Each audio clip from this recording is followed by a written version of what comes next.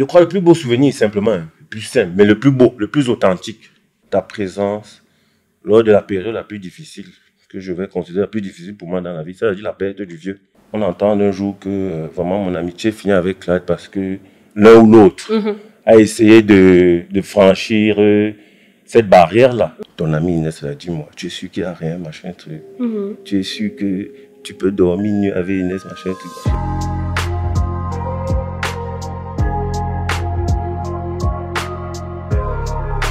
Bienvenue dans The Realness Podcast, votre safe space pour les trentenaires et plus, où on débat de tous les sujets qui nous touchent en tant que trentenaires, dont les autres ne veulent pas parler. Aujourd'hui, je reçois quelqu'un que je connais depuis l'âge de 3 ans. J'aime personnellement dire que c'est mon fardeau qu'on m'a envoyé, mais un fardeau que j'aime bien porter. Aujourd'hui, je reçois mon meilleur ami, Clyde. Bonjour ma chère. Bonjour ma chèvre, comment tu vas? Ça va bien, ça va bien. T'es sûr? Oui, tranquille. Ça te fait quoi d'être dans le canapé de mon podcast? C'est vrai que j'ai pas l'habitude d'être devant, comment on va dire, les médias, les réseaux sociaux, mais bon, ça promet d'être une belle aventure. Ah ouais? Tout à fait. Est-ce que tu te rappelles la première fois qu'on s'est rencontrés? Non, je te promets que non, quand même. J'ai bien dit que ta mémoire flanche. Près de 30 ans, non. Tu veux que je te rappelle? Oui, rappelle-moi. On était dans la même école maternelle, ça va de soi. Maternelle, Pépinière. La Pépinière. Ouais. À Étoile-Meki. Ouais. Non loin de chez vous, Oui. la maison dans laquelle vous avez grandi. Tout à fait, tout à fait. La première fois, le premier souvenir que j'ai de toi, j'ai vu un garçon, grand, un peu plus grand que la moyenne dans la classe, qui avait une punk, qui était claire et qui portait une salopette. Ouais. Dans son sac, tu avais un goûter que tu as gardé jusqu'à la classe de terminale. Ouais. Tu as toujours eu le même goûter. Pain saucisson. Pain saucisson. Et à l'époque, moi j'aimais le saucisson et il n'y en avait pas chez nous. Oui. Donc on troquait toujours nos déjeuners, nos goûters. Donc c'est le premier souvenir que j'ai de toi. Ah, tu as une bonne mémoire, hein. Je ne dirais pas ça, mais je pense que ma mémoire garde des souvenirs qui me sont chers. Oui.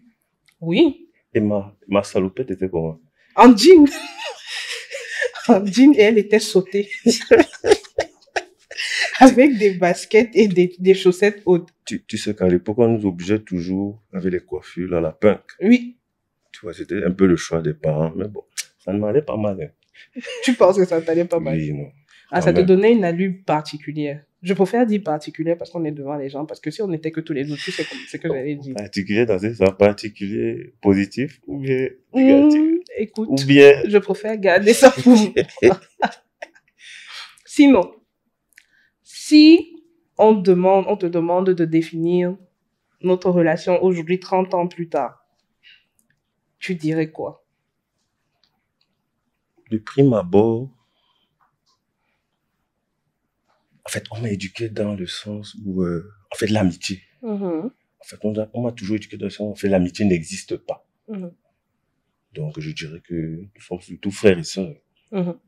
Que, bon, dans le monde maintenant, avec les différents intérêts qu'il y a, il n'y a pas d'amitié. C'est-à-dire, j'ai toujours été éduqué dans ce sens. Donc, vu le nombre d'années, la relation qu'on a, je préfère plus la fraternité, quoi. Mon ref. Ouais. Ma sœur, là.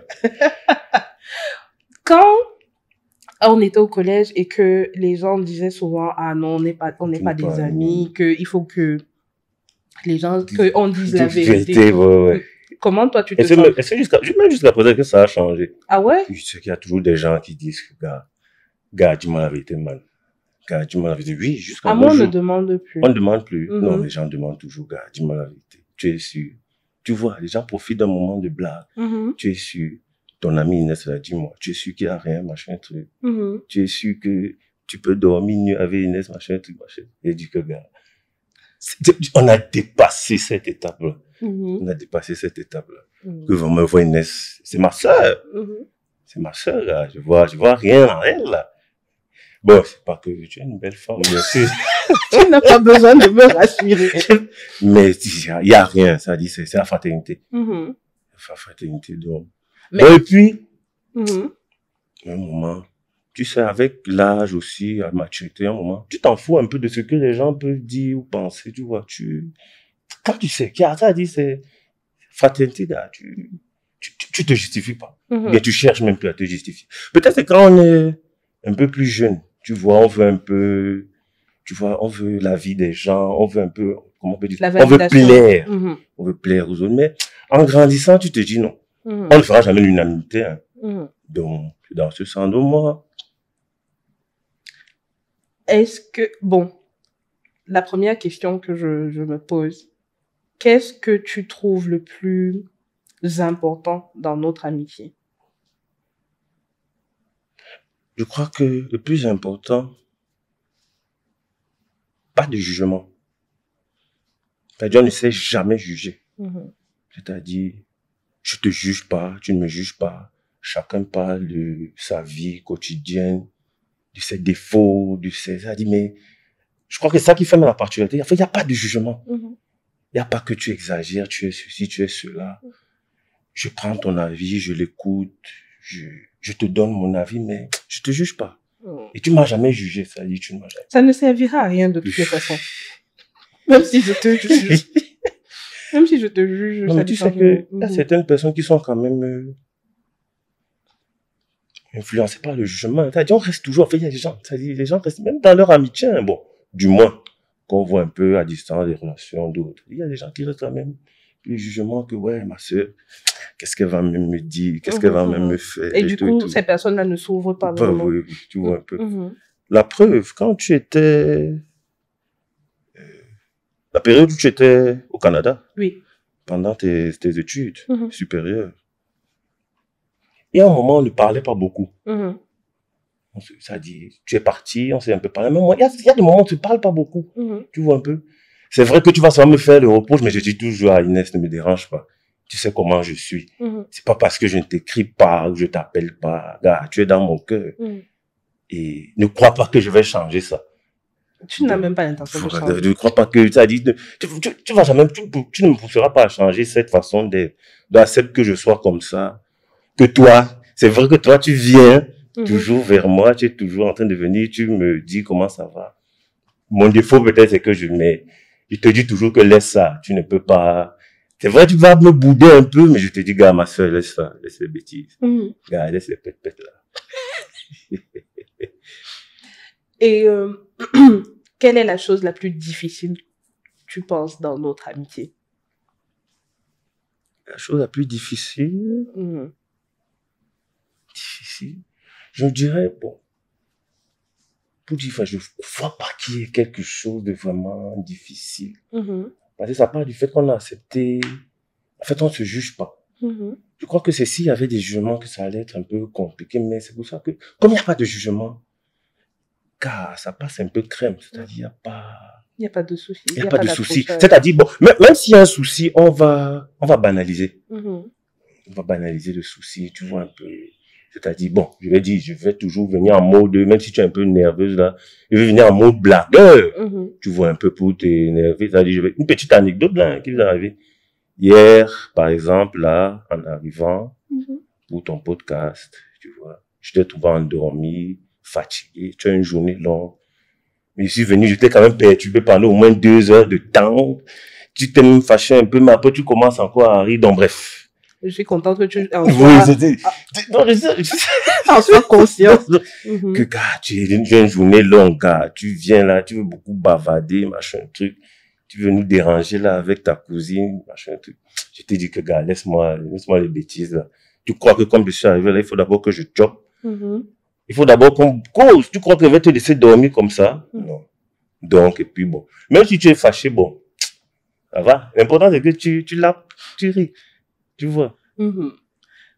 Quelle est la chose que tu penses qui pourrait surprendre les gens dans notre dynamique? Surprendre. Surtout quand tu sais que dans notre environnement, les gens ne croient pas à l'amitié mixte. Ils ne croient pas. De tout ce qu'on fait en général, quelle est la chose que tu penses qui pourrait surprendre les gens? Moi, je pense que, bon, ils sont toujours surpris. Hein. C'est-à-dire, ils restent toujours surpris. C'est-à-dire, ils pensent que... il y a toujours au fond d'eux, ils pensent qu'il y a quelque chose. C'est-à-dire, ils se disent que, en fait, c'est-à-dire, je crois, pour la suite, en fait, ils s'attendent à ce que on entende un jour que vraiment mon amitié finit avec Clyde parce que l'un ou l'autre a essayé de franchir cette barrière-là. Tu vois un peu. Je crois qu'en fait, si j'ai bien compris, je crois que c'est à ce niveau-là qu'ils nous attendent, quoi. Et comme Dieu nous attend au tournant, à ce niveau qu'il y a quelqu'un qui va flancher. C'est comme quelqu'un même récemment m'a dit ça, hein. C'est-à-dire, gars, laisse ça, machin, truc. Tôt ou tard. C'est-à-dire, même si toi, tu la vois comme une sœur, je suis sûr qu'elle ne te voit pas comme un frère. On me dit la même chose. Tu vois, moi, récemment, peut-être il y a environ 2-3 jours, hein, que Calès, on va voir, il y a un truc. Toi, tu peux être normal, quoi, mais elle va flancher. Moi, je crois que la personne me donnait cet exemple par rapport à ce qu'elle-même, elle a vécu. C'est-à-dire, elle a une expérience d'amitié. Les gens projettent beaucoup. Oui, bon, tu sais, dit, en fait, les gens pensent que leur cas sera nécessairement le nôtre. C'est-à-dire, bon, c'est normal, hein, tu peux pas en vouloir aux gens. C'est-à-dire, chacun vit en fonction des circonstances de sa vie, ce qu'il a vécu. Donc, il se dit que, bon, si j'ai vécu comme ça, certainement l'autre aussi, ça va tomber. Mais au fond, on oublie qu'en fait, nous sommes différents. Hein. Et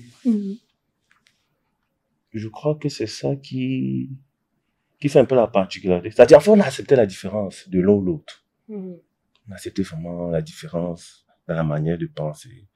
C'est-à-dire, on a accepté qu'on a fait des êtres humains, on est différents. Putain, c'est ça qui fait que ça va encore durer, là. Jusqu'à la mort. Ça. Je me demande comment, progressivement, par exemple, chez toi, notre amitié s'est imposée à ta famille. Parce que, chez moi, ma maman te connaît depuis l'école primaire et tout ça. Oui. Même comme on ne s'est pas retrouvés dans la même école primaire. Mais... Primaire, on n'a pas été dans la même école primaire. Moi, j'étais au Chéridon. Ça, c'est la maternelle. On a fait la même maternelle. Et c'est après à Jean Tabico. Oui, c'est vrai. Voilà. Mais ce que je veux dire, c'est que ma maman, elle t'a toujours accueilli. Oui. Elle n'a jamais eu de problème avec le fait que tu sois un garçon. Elle n'a jamais fait de distinguo. Oui. D'ailleurs, on t'accueille mieux chez moi que on m'accueille, en fait. Oui, bien sûr. Mais, quand ma grand-mère est venue vivre avec nous, par exemple. Oui, là, omnisport. Oui. Oui. Au début, le fait que, par exemple, tu rentres dans la chambre pendant que je m'habillais et tout, ou bien elle se demandait, mais c'est quoi ça? Mais c'est qui ça? C'est qui et tu sais que tu ne passes pas inaperçu. Elle se disait toujours, mais c'est qui fait ce remue-ménage? Oui. Il vient faire quoi là? Donc la big matin n'a pas cru. Elle se disait que je cachais le fait que tu es mon copain. Tu camouflais, quoi. Oui. Et je me rappelle, un jour, ma maman rentre du travail et ma grand-mère l'a fait asseoir au presto. Elle dit vraiment, il faut que je te parle, il y a des choses qui se passent dans cette maison quand tu n'es pas là. Non, il était déjà décédé. Elle est venue s'installer avec nous quand grand-père est décédé. Oui. Et elle fait asseoir maman, elle lui dit non, il faut avoir... Et ma mère qui est inquiète, elle dit mais c'est quoi, qu'est-ce qu'il y a? Il y a de si important. Vu que maman travaille pratiquement toute la journée, donc elle n'est presque jamais à la maison. Et ma grand-mère qui lui dit non, quand tu n'es pas là, les enfants font entrer des personnes ici et ils font des choses improbables. Il y a un jeune garçon qui vient ici à chaque fois que tu n'es pas là. Il entre dans les marmites, il se sert, il s'assoit dans le salon comme il veut. Je crois que j'étais dans le couloir. Et si tu te rappelles bien, il y a un long couloir. Dans le temps qu'elle déblatère tout ça, j'avançais progressivement. Donc, elle ne savait pas que j'entendais. Et elle dit oui. Et avant-hier, il est venu ici à la maison. Il a demandé après elle. J'ai dit qu'elle est sous la douche. Et il est entré dans sa chambre. Donc, je ne sais pas ce qu'ils font là-bas. Franchement, si toi, tu laisses tes enfants faire n'importe quoi, il faut quand même qu'ils me respectent et tout et tout. Ouais. Et quand j'arrive au salon, ma mère qui dit, mais elle parle de qui? C'est qui le garçon qui rentre ici quand je ne suis pas là? Je dis, maman, c'est Clyde. Et ma mère qui fait, oh. Mais Clyde, c'est un enfant de la maison et tout. Et ma grand-mère qui lui répond, non, mais comment tu peux dire que c'est un enfant de la maison? Hein, mais c'est quel garçon qui rentre? Tu as déjà entendu où qu'un garçon entre pendant qu'une fille s'habille? Ce n'est pas comme ça et tout. Et maman qui lui dit, mais même son frère Edmond, tout le temps... Ouais. Et c'est pas à partir de ce jour-là, je pense que par la suite, ma grand-mère, elle a commencé à te regarder sous un autre œil. Et il faut savoir que tu étais tout le temps en train de la taquiner. Genre, Bombo, non, mais est-ce qu'elle comprenait le français? Elle comprenait très bien. Tu racontes quoi? Elle comprenait très bien. Donc, quand tu parlais même de tes histoires mais pourquoi elle ne m'a pas... Non, c'est parce que maman l'a mise en confiance en lui disant que non, tu es plus qu'un ami, qu'on se connaît depuis, on a vécu les décès de nos papas pratiquement au même moment, on s'est soutenu et tout, que elle a fini par te dire que effectivement. Ouais, c'est bien, c'est sûr que ça ne devait pas être total, quoi. Non, mais après, elle t'a accepté. La preuve en est que quand tu arrivais à la maison et qu'elle avait fait à manger, elle te disait, Clyde, il y a oui, tout à fait, ouais. Donc, moi, c'est cette manière catastrophique qui a fait en sorte que... Oui. C'est-à-dire la concrétisation, quoi. Oui. Mais moi, je voulais savoir si chez toi, il y a eu un déclic comme ça. Chez moi, bon, j'avoue, c'est-à-dire, c'est vrai que j'essaie un peu de regarder la période quand papa vivait, où, bon, tu sais que, bon, c'est un peu flou, de ton arrivée quand papa vivait, mais j'ai surtout plus la période après papa, après son décès. Bon, maman n'a jamais véritablement jugé. Peut-être, elle était muette. C'est-à-dire, elle se faisait tu vois, elle avait un avis, mais elle était muette. Mais je crois qu'elle a accepté parce que je lui disais toujours, je commençais à lui dire, je vais chez Inès. Je rentre avec la nourriture, je rentre chez Inès. Inès t'a salué. C'est-à-dire, c'est le fait, c'est-à-dire, bon, c'est vrai que quand je sors, je ne dis pas toujours je vais. Mais, c'est-à-dire, au moment, Inès revenait toujours. Bon, je crois que Inès revenait toujours, elle a senti que bon, ce n'est pas, bon, c'est pas une copine. Malsain, ça, c'est pas si malsain que ça, dans ce sens. Bon, je crois qu'aussi avec, bon, elle, c'est plus avec le temps, c'est-à-dire, elle n'a jamais eu une manifestation de oui ou de non. Je crois que c'est avec le temps aussi c'est-à-dire, elle se dit, bon, c'est par exemple, vrai, une petite anecdote encore, tu vois, net, avant de venir au podcast, tu vois un peu. Donc, je lui dis que, gars, Inès a sa saison là, de ces trucs là et tout, mais je sens que, elle a tellement voulu que je vienne à la première saison. J'ai dérouté. Mais je sens que si je rate ça, gars, la fille là va me détester et tout, machin, truc. Surtout que même quand elle était au Canada, là, quand je l'appelais pas, elle me faisait des problèmes. Donc c'est ça. C'est un peu dans ce sens. Donc, je crois, bon, il n'y a jamais eu de oui ou de non. Il n'y a jamais eu de clash. Il n'y a jamais eu de questionnement direct. Bon, parce que tu sais qu'on est aussi dans des familles très traditionnelles, c'est-à-dire... Bon, ou bien peut-être parce que j'ai aussi beaucoup évité de mon côté le fait que... bon, je dois te dire, bon, c'est pas de mal, hein, c'est-à-dire que j'ai évité le fait que on se retrouve peut-être dans la chambre ou dans la cuisine, c'est-à-dire...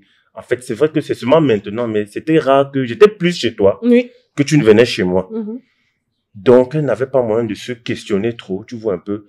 Mais c'est avec le temps qu'elle a compris que, bon, si cette fille tourne autour toujours, bon, ce n'est pas que c'est une copine. Et il me dit toujours ouvertement, bon, parce que par rapport aux autres, tu ne vais pas dire ouvertement. Mais elle, il est toujours en train de me dire Inès ceci, Inès cela. Donc, bon, c'est dans ce sens. Inès ceci, Inès cela, comment? Non, Inès, c'est-à-dire... Inès a dit, Inès, c'est-à-dire, comment je viens toujours chez toi, quoi, oui, dans ce sens, c'est-à-dire, moi, je vais toujours chez Inès, je suis toujours en train d'aller chez Inès, je ramène des trucs de chez toi, tu vois, un peu dans ce sens. Donc, c'est ça. En fait, il n'y a jamais eu de questionnement. Mais je crois qu'elle a accepté. Bon, même pas accepté, elle a compris. Elle a compris avec le temps que, bon, c'est son ami. Ce n'est pas, c'est pas l'autre chose, là. C'est son ami. De tout ce qu'on a vécu aujourd'hui, jusqu'aujourd'hui, pardon.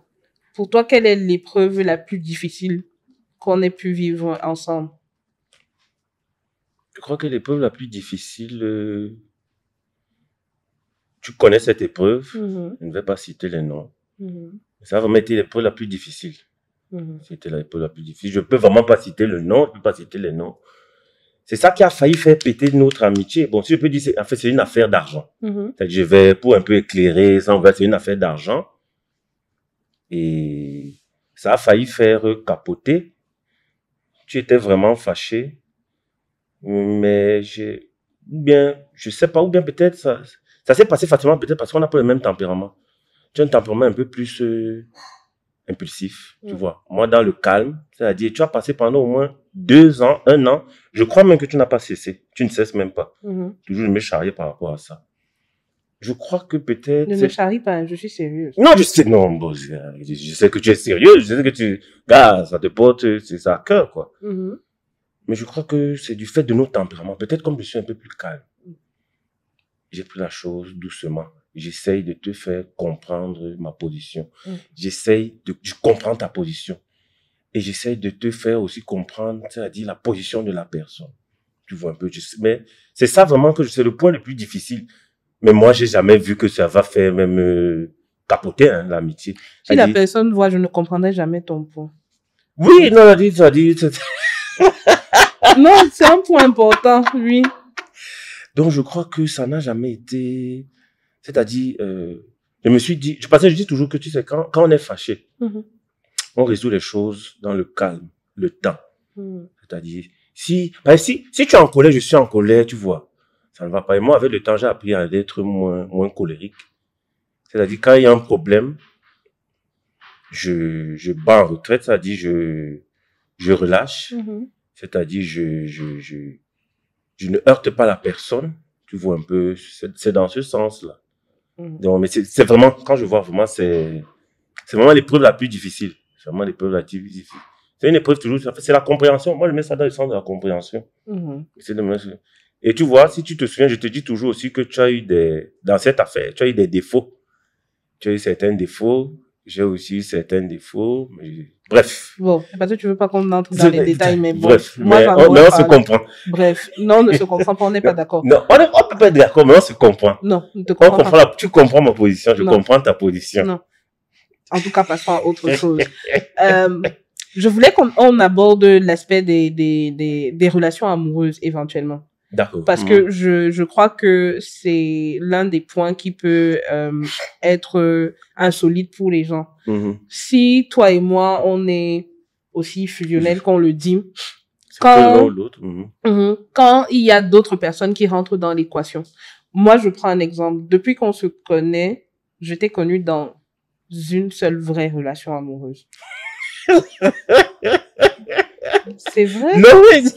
Mais c'est vrai, non? Non, c'est vrai. Oui. C'est vrai. Et je pense que très vite, quand j'ai compris que cette relation-là te tenait à cœur, j'ai su m'effacer pour que la personne n'ait pas l'impression que j'allais overstep. Oui, c'est-à-dire oui. Comment toi, tu te comportes parce que depuis que toi et moi, j'ai déjà connu des relations. Oui, bien sûr. Et est-ce que déjà, quand je te dis par exemple que j'ai un copain et que peut-être je t'en parle, que je te dis que je veux que tu rencontres la personne, c'est problématique pour toi? Mais pour dire vrai, non. Ça n'a jamais été problématique. Ça n'a jamais été problématique. C'est juste que, bon, te connaissant, tu as un tempérament un peu, ça se dit, comment je vais dire? En fait, Inès, c'est une grande rêveuse. C'est une rêveuse, c'est une amoureuse de l'amour, c'est une grande rêveuse. Donc, ça y est, souvent quand elle est dans cette situation, c'est comme si elle n'est plus pragmatique. Donc, en cause de ses premières relations, de ses relations du début, elle dit, je laisse couler, je l'écoute. C'est-à-dire, je ne veux pas... Si tu as remarqué, si tu observes, dans tout ce que tu m'as dit, je ne te décourage pas. Mais j'attends toujours quand il y a un peu des petits moments forts pour dire que bon, c'est là où je reviens pour te dire que bon, tu vois, tu sais, tu as trop vite mis le cœur, c'est-à-dire chaque fois, hein, tu viens, je t'écoute, c'est-à-dire je n'en fais pas, c'est-à-dire je suis pas celui qui va dire non, n'y va pas, ne fais pas ça, je ne crois pas, non, je préfère te laisser. C'est pour ça que je crois que ça repart du fait que, comme je disais tout à l'heure, en fait, il y a le jugement. Et ici, il y avait du jugement, j'allais déjà te dire que, mais te voilà encore. Après, tu vas encore revenir, que machin, tout. Donc, en fait, je laisse couler, je te laisse un peu rêver les débuts. Pour les débuts, après, quand tu reviens un peu à la normale, c'est là où je te dis que bon, j'attendais que ton cœur baisse un peu pour te dire, voilà. Donc, en fait, je te laisse toujours rêver et je vais toujours te laisser rêver. Ouais.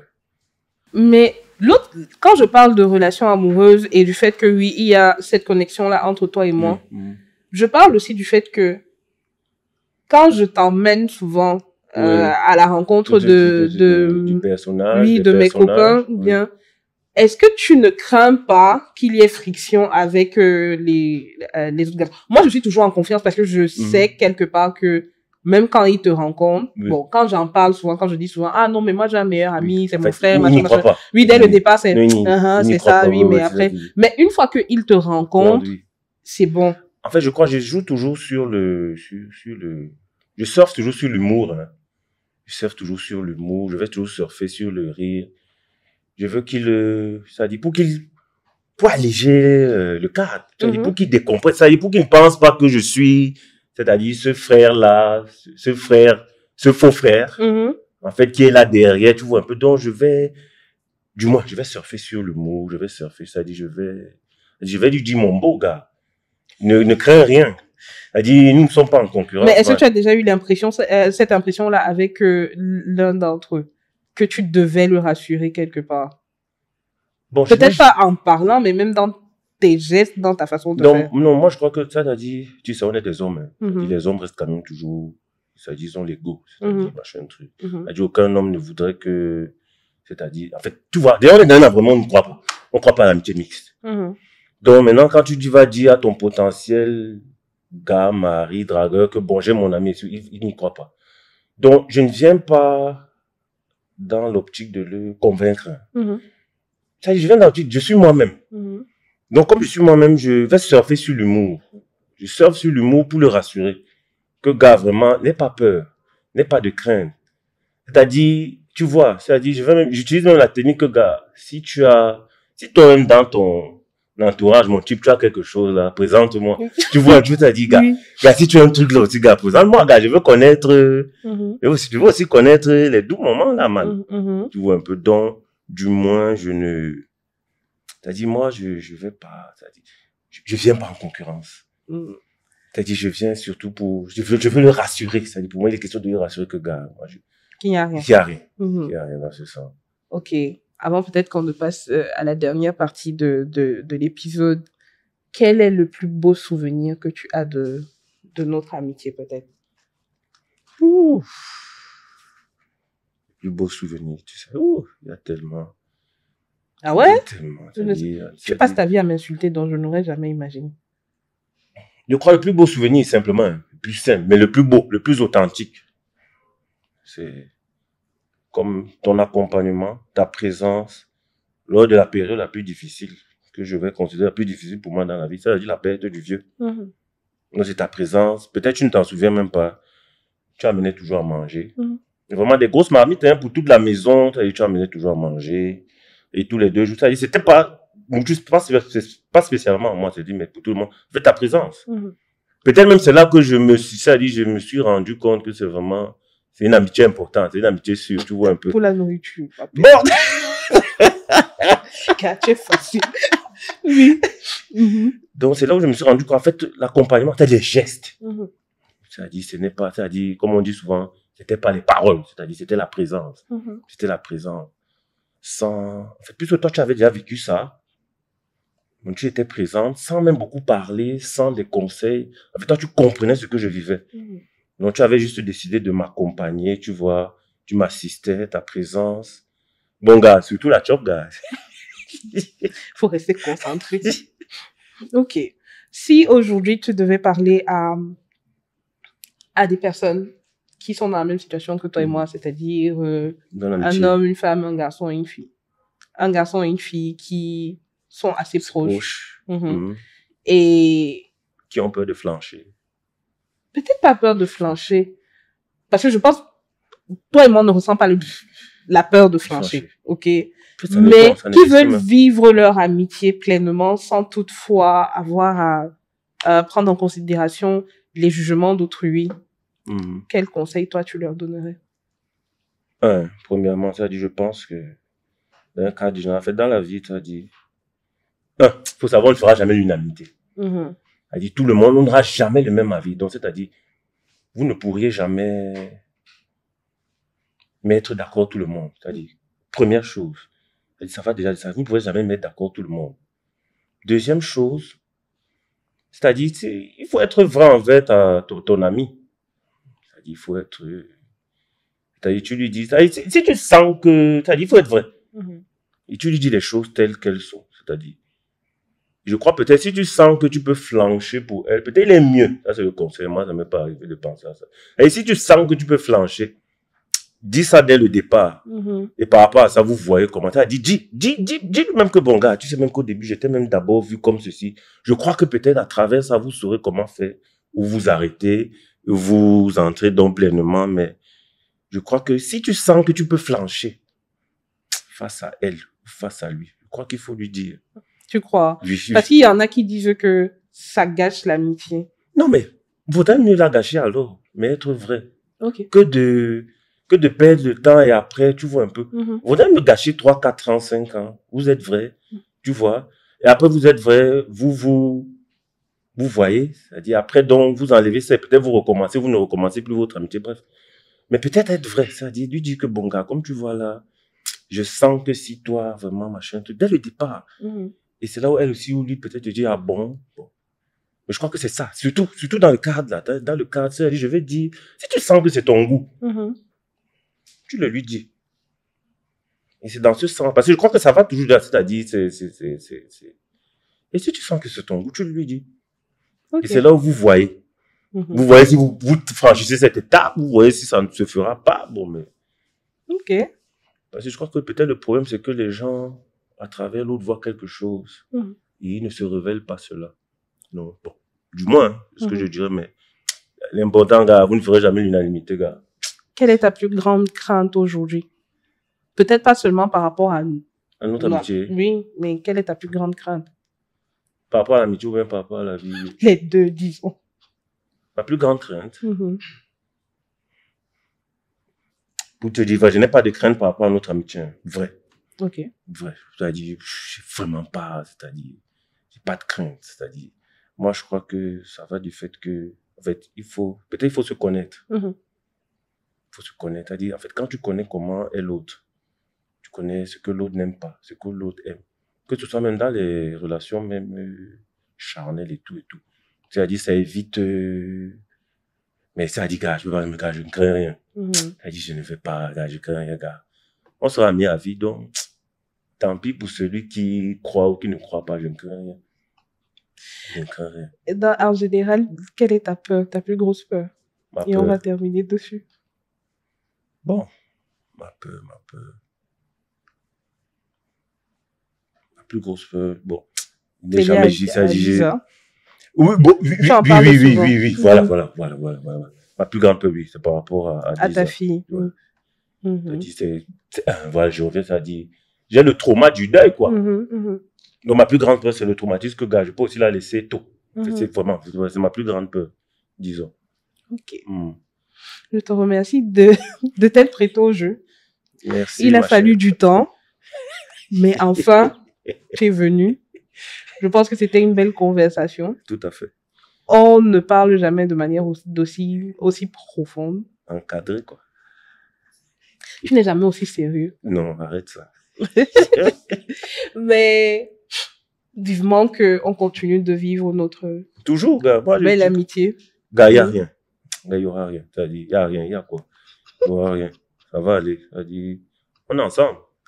Tu n'es pas présent sur les réseaux sociaux. J'aurais dit à notre communauté. Je suis présent, mais je suis un fantôme. Oui, il voit tout ce que vous faites en réalité, mais vous ne pouvez pas le trouver. J'observe, je regarde, je suis un fantôme. Je suis sur Instagram, je suis sur Snapchat, c'est les deux. Est-ce que je peux dire aux gens ce que tu m'as dit? C'est quoi encore, non? Il a dit que s'il y a éventuellement des jeunes dames qui sont intéressées par lui, qu'elles n'hésitent pas à m'écrire. Voilà encore une preuve que ce n'est que mon ami. Il se sert de mes réseaux sociaux pour trouver l'amour. Voilà.